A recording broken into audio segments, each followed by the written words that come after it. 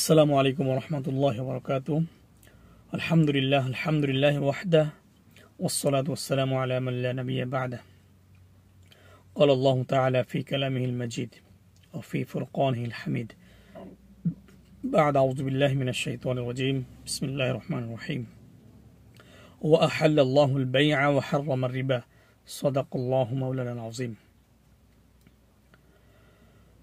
পবিত্র কালামের যে আয়াতটা, এটাতে আল্লাহ তাআলা বলেছেন যে আল্লাহ তাআলা যে সুদকে হারাম করেছেন এবং ব্যবসাকে হালাল করেছেন। তো আমরা অনেকেই ভাবি যে আমি কষ্ট করলাম, এটা কষ্ট করলেই মনে হয় যেটা হালাল ব্যবসা। এই যে আমরা এক জায়গায় আসছি, আসার ভিতরে একটা ফোন আসছে, এক ইন্ডিয়ান যে তামিল বসের। উনি ফোন দিয়ে বলতেছে যে উনি মালয়েশিয়াতে বড় কনসার্ট করবে, শো করবে।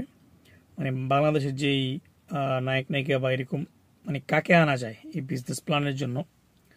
তো এটা আমার যে পাশে যে বন্ধু, ওকে মূলত ফোনটা দিছে। তো সে আলহামদুলিল্লাহ সে যে কোনো বিষয়ে আমার সাথে পরামর্শ করে যে কোনটা হালাল বা কোনটা হারাম হইতে পারে।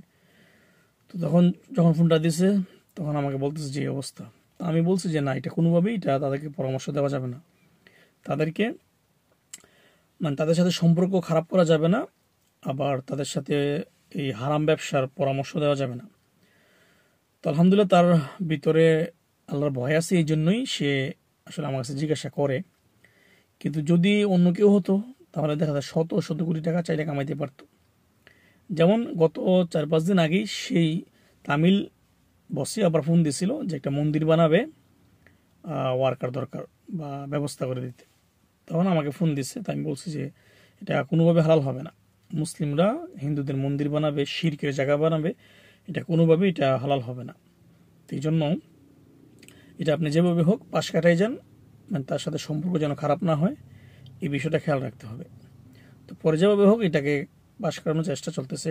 এর ভিতরে আবার আজকে ফোন দিচ্ছে ওই যে বাংলাদেশের কোন অ্যাক্টর আছে ফেমাস, তাকে দিয়ে সে কনসার্ট করাবে মালয়েশিয়ায়, মানে বিশাল অবস্থা, মানে এরকম কিছু করবে। আমি বলছি এটাও হালাল হবে না, এটা ভয়ঙ্কর কোনো হবে। যেভাবে হোক এটা পাশ করে যাইতে হবে। হয়তো এমন হতে পারে আমি সাথে যাওয়া লাগবে ওই বসকে বোঝানোর জন্য যে আসলে বাংলাদেশের মানুষ চলচ্চিত্র তেমন দেখে না, তো লস প্রজেক্ট, মানে যেভাবে বোঝানো যায় বুঝে তাকে এটা থেকে দূরে রাখতে হবে। মানে আমরা এটার সাথে শরীক কোনোভাবে হওয়া যাবে না। তার মূল যে উদ্দেশ্য, যে কথাগুলো বলা, যে আসলে আমরা ব্যবসা করব হালালভাবে, হালাল পন্থা অবলম্বন করব, কোনো হারাম রাস্তা বা হারাম পথের ইনকাম করা যাবে না।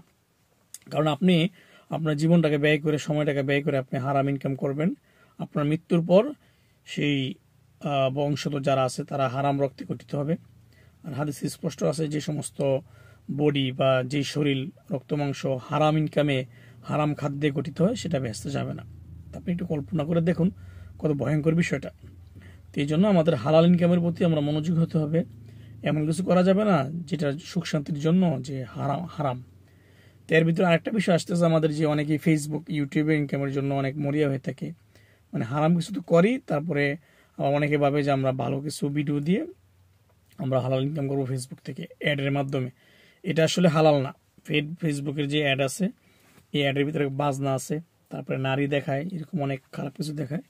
তো এটা ইনকাম হালাল না। তবে হালালের একটা পন্থা আছে, সেটা হচ্ছে আপনার সেই ফেসবুক এর মাধ্যমে যদি আপনি কোনো একটা দোকান বা হালাল একটা ব্যবসা প্রতিষ্ঠানের আপনি মৌখিক অ্যাড দেন, অথবা আপনি লিখিতভাবে লিখে দেন যে অমুক দোকানে এটা পাওয়া যায়, বা অমুক দোকানের স্পন্সরে আমি এই ভিডিওটা বানালাম, হালাল ভিডিও, মানে কি বলে এটাকে, মানে ভালো কিছুর ভিডিও বানালে তখন দেখা যায় চুক্তিভিত্তিক তার থেকে টাকা নিলে ওইটা হালাল হতে পারে। এছাড়া হালালে কোনো সিস্টেম আসলে নাই।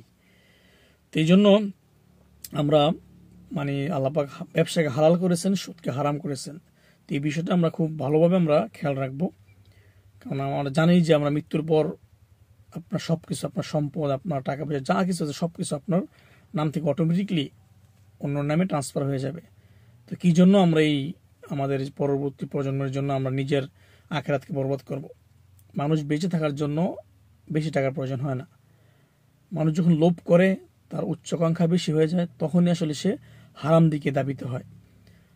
তো এই জন্য আমরা হালালভাবে যতটুকু সম্ভব হালাল ইনকামের চেষ্টা করব, এমনকি সন্দেহযুক্ত ইনকাম থেকেও দূরে থাকার চেষ্টা করব। আল্লাহ তাআলা আমাদের সকলকে তৌফিক দান করুন। ওয়া আখিরু দাওয়াহুম আলহামদুলিল্লাহি রাব্বিল আলামিন।